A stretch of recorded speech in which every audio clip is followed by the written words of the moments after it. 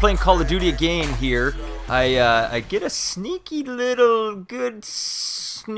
good record on this, which, by the way, I kind of miss about the Call of Duty now, the theater mode. I kind of enjoyed that about Black Ops 2, where you could go back. If you had an amazing game, you could just go back and simply record it or do what you had to do. They've stripped Call of Duty right down, literally, to the bare bones. I don't know if that's because of what's running in the background or what, but it appears to me like they've stripped this game right back down to the bare minimum.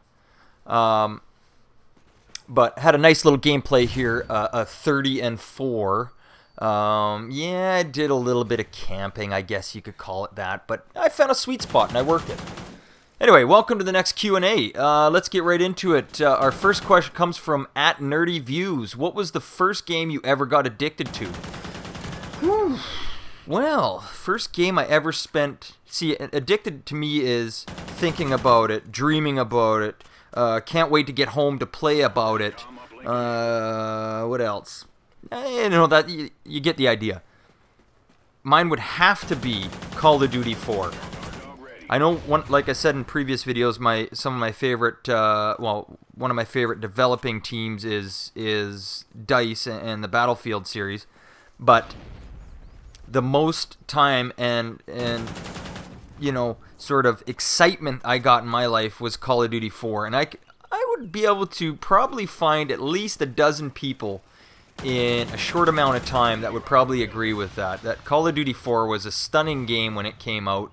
It rocked the first-person shooter genre, and just brought us to the next fucking level, man. It really did. So yeah, there you go. First game ever got addicted to, I guess, would have to be Call of Duty 4. Next question, Trey Crank, @TreyCrank. What video game got you really into the gaming scene?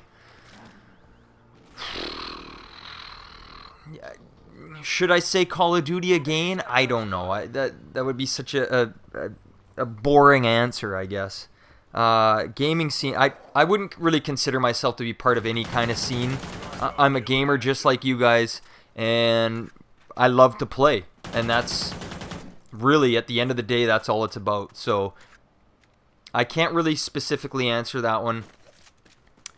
I would have to say the first-person shooters of this day and age, probably within the last 5 years, have been something that I've really enjoyed putting a lot of time into. So there you go. Hope that answers your question, Trey Crank. Next one comes from L Shooting Star. This one's kind of a more of a personal one, I guess, but what is the saddest thing you had ever seen? Well, I took a little bit of time to think about an answer for this one, and I would have to say that the saddest thing that I had ever encountered, I hate to get too real with you guys here, but that's what this is about. Almost like a talk show, but it seems to be only one way. It's me talking a lot. Would be my grandma dying to Alzheimer's.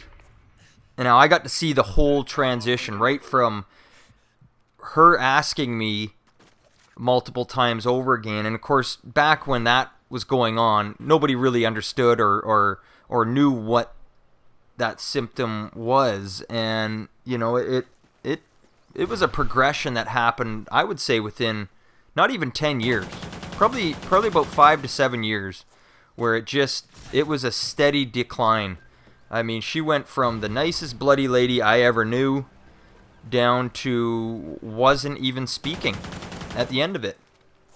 It was a terrible thing to live through, and that was certainly, on my personal side of things, one thing that was very, very sad for me to deal with.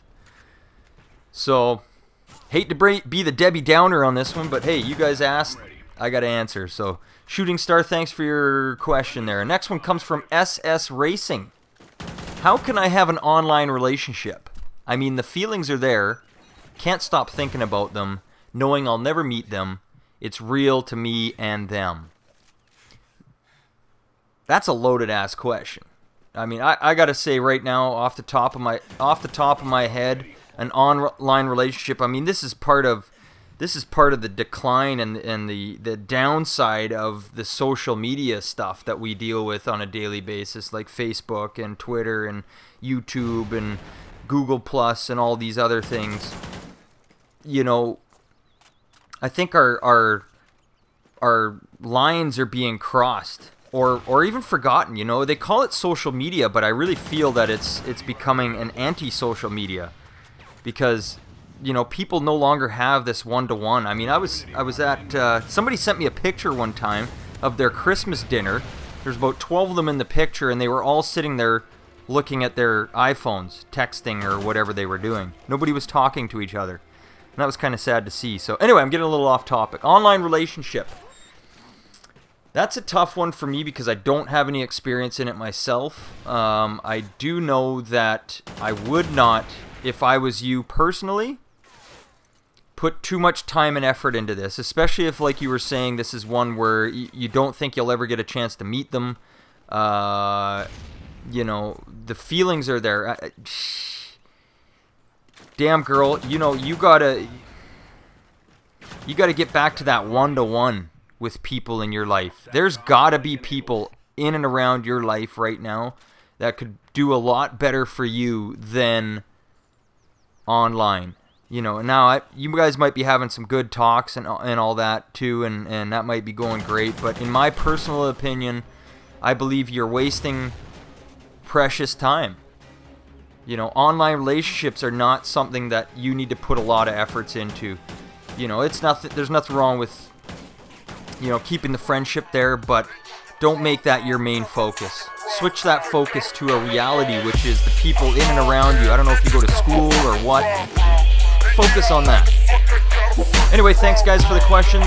We will check in next time. Peace.